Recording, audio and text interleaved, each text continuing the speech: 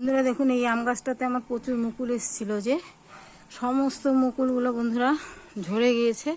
এখন এগুলোকে আমি মাথাগুলো সব ছেড়ে দিয়েছি। দেখুন আমি দেখাচ্ছি, এই যে দেখুন, এই যে সমস্ত মুকুল ঝরে গেছে। বলুন তো কেমন রাগ উঠে। এবার সব ছোট ছোট এরকম মুকুল হয়েছিল, এগুলো তো সব ঝরে, মুকুলের থেকে ফল হয়েছে এরকম, তো সব ঝরেই গেছে। আর একটু বড় বড় হয়েছিল ফল, এগুলো আমি কেটে দিয়েছি। ওই কটা দিয়ে কী হবে বলুন তো, এগুলো সব কেটে দিয়েছি। হাজার হাজার লাখ লাখ মুকুলে যে কয়টা আম দিয়ে কী হবে, সেজন্য যে সমস্ত ডাল টাল কেটে, যে ফল টলগুলো কেটে দিয়েছি। এই আমগুলো কেটে দিয়েছি। এই আমগুলো কিন্তু হতো প্রচুর প্রচুর, মানে ফল যে ছিল সব ছোটো ছোটো ফলগুলো, এগুলো এই যে সব এরকম করে সব পড়ে গেছে, জানেন। এই জন্য সমস্ত ওগুলো কেটে দিয়েছি।